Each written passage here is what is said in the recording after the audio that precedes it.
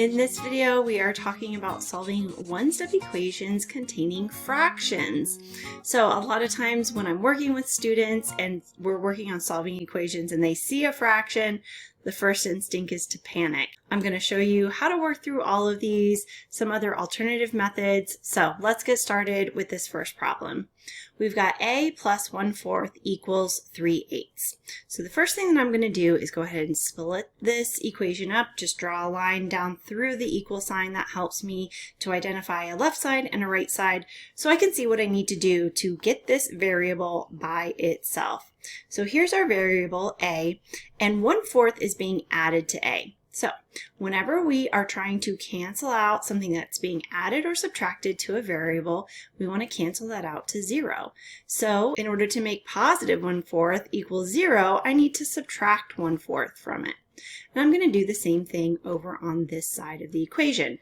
So this line helps me to remember that whatever I do to one side of the equation, I need to do to the other side as well to keep it an equation, keep it equal on both sides. All right, so now we just need to remember what are the rules for adding and subtracting fractions. I do have a video that I'll post in the description that goes over just some of the basics of adding and subtracting fractions. But let's go ahead and go through those steps here. So what we need is a common denominator. And so for both of these fractions, it's going to be 8 because both of these numbers can go into 8 evenly. So this first fraction isn't going to change because the denominator didn't change.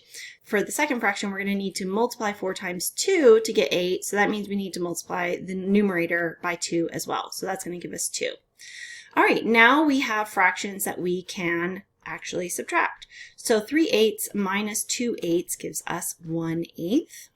Over here, those 1/4 are just going to cancel out, leaving us with just a on this side. So a equals 1/8. Let's go on to problem 2. I'm going to drop a line down through the equal sign. Let's see what we've got. We've got x minus 5/3 equals 4/9. All right, so we need to undo this 5/3. It's being subtracted away from x, so the opposite of that would be to add 5/3. So I'm going to add 5/3 here. We need to add 5/3 on this side of the equation as well. These are going to cancel out, so I'll just go ahead and write that in. Let's see what we need to do to get these so that we can add them. They need common denominators. So that's going to be 9 for both of these. So again, this top fraction isn't going to change.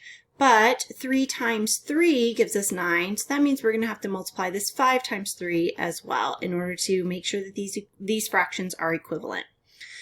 So then let's see, we have 4/9 plus 15/9. We're going to just add the numerator, so that gives us 19/9. And then we're going to go ahead and drop down our x from this side because our 5/3's canceled out. And then let's go ahead and change this into a mixed number as well. So 9 can go into 19 2 whole times, right? 9 times 2 is 18. So that means we'd have 1 left over, and then we're keeping the same denominator.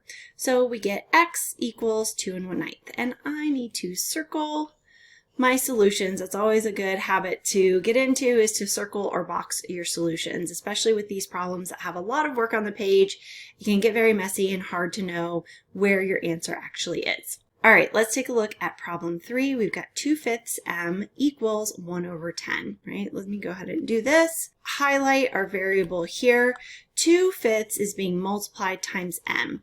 And remember, whenever we're trying to undo multiplication or division, we want to cancel out that coefficient to equal 1. We want 1m left over once we have canceled out this 2/5.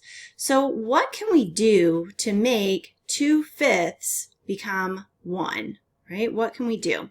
So if we are multiplying 2/5 times m, we could divide by 2/5, right? The opposite of multiplication is division. With fractions, what does that actually mean? If I want to do 2/5 divided by 2/5, what would we actually do to solve this? Well, we would keep, change, flip, right? That's the rule for dividing fractions, is to flip that second fraction and multiply it.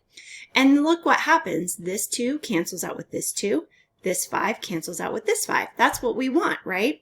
So when we are solving equations that have fractions in them, we're going to adjust our thinking a little bit. And instead of thinking, I want to divide by 2/5, we can kind of make a little bit of a shortcut and say, well, I want to multiply by 5/2. Multiply by the reciprocal. That's what it's called when you flip over that fraction.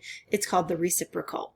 So that is going to give us the result that we want. So we can do whatever we want to equations as long as we are doing the same thing on both sides of the equation.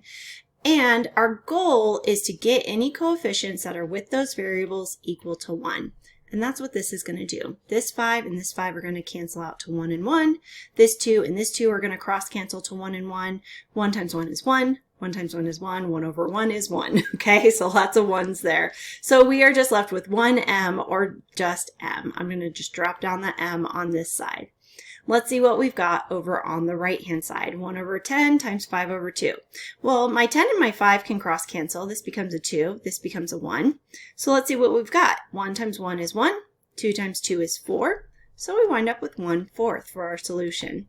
M equals 1/4.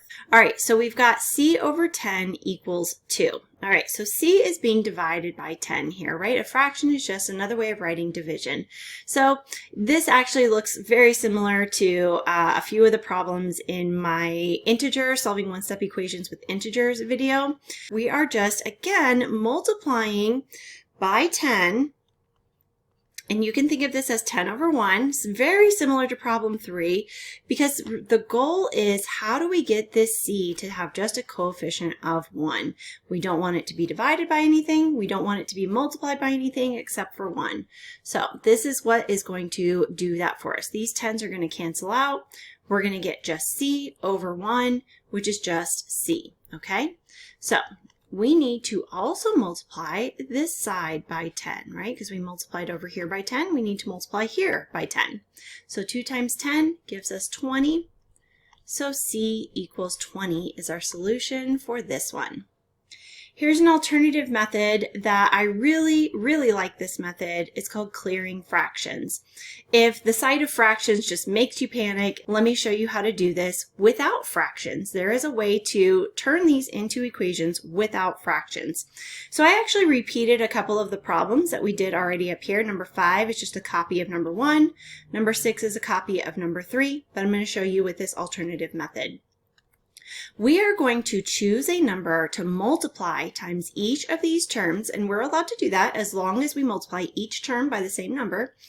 We're going to choose a number that will cancel out with the denominators because that's what makes these a fraction, right? Having that denominator. So if we can cancel out that denominator, then we'll just have a whole number left over. So let's see what we can multiply by. Well, I know that I can multiply this times 4, right? 4/1. That would cancel out with this, but this would also have to be multiplied by 4. Remember, I said you have to multiply the same number times each term. So if I try to multiply this times 4, it cancels out a little bit, but not enough to give me a 1 in that denominator, and that's what we're looking for. So what we're going to do instead is multiply everything by a higher multiple. We're looking for a multiple that both 4 and 8 go into evenly, and that's going to be 8. So I'm going to multiply this by 8/1. I'm going to multiply this by 8/1, and then we also need to multiply this by 8/1 or just 8. Since A isn't in a fraction, we can just multiply by 8. 8 is the same as 8/1, so we're just going to simplify it and write an 8 there. All right, so let's see what happens here. This 4 cancels out to be a 1. This 8 cancels out to be a 2. These 8s both cancel out to be a 1. So let's go ahead and see what we have. 8 times A is 8A. Plus, we've got 1 times 2 is 2. 1 times 1 is 1. So 2/1 is the same as just 2, right? So see how we've just turned that fraction into a whole number. And then we've got 3 times 1 is 3. 1 times 1 is 1. So again, any number over 1 is just that whole number. So now we've written this equation is the same as this equation because we have multiplied 8 through each of the terms. And now we can go ahead and solve. And you'll see that we are going to get the same answer that we did up here in problem 1. This does turn it into a 2-step equation. This is no longer a 1-step equation. Whenever we are solving a 2-step equation, you want to undo any addition or subtraction first, and then undo any multiplication or division. So let's see what we've got. Here's our variable. I'm going to drop my line down through my equal sign. So 2 is being added to this a term, and 8 is being multiplied times a. So we want to get rid of this addition of 2 first. So we're going to get rid of that by subtracting 2. Subtract 2 on both sides. That's going to cancel out there and leave us with 8a equals 3 minus 2 is 1. All right, now we're going to undo this multiplication of 8. So we're going to divide by 8. I'm really kind of squeezing in here. So these 8s are going to cancel out. And then a is going to equal 1 over 8, right? And you can leave that answer as a fraction. So that is our solution for problem 5. And you can see that that matches the solution that we got in the first problem. All right, let's do that same thing with problem 6. I've got 2/5 m equals 1 over 10. So I'm looking at those denominators to see what multiple both of these numbers can go to evenly. And that's going to be 10. So I'm going to multiply this by 10 over 1, and I'm going to multiply this by 10 over 1, right? So I've got all of my terms multiplied by 10 or 10 over 1. Let's see what happens when we do some cross canceling. 10 and 5, that's going to be a 1 and a 2. And then 10 and 10, both of those are going to leave me with 1. So let's see. 2 times 2 is 4. 1 times 1 is 1, so we get 4 over 1. But that just equals 4m. I forgot my line through the center. And then 1 times 1 is 1. 1 times 1 is 1. So this is all just going to equal 1, right? Okay, so for this one, we do still wind up with a single step equation if you don't count the multiplying through 10 as one of the steps. So we're going to divide by 4 to get rid of that 4. We want this 4 to cancel out over here. We want to leave ourselves with just m on this side, and then we get 1/4. And again, I am running out of room. But we do get that same answer, m equals 1 over 4. All right, that is how to solve 1-step equations with fractions. I hope you enjoyed this video. If you did, please leave me a comment below and like and subscribe. That does help me to continue making these videos for you. This is part of my pre-algebra series. I have a ton of videos going over all of the skills that you might see in a typical pre-algebra class. So check out the link for that in the description below, and I'll see you next time.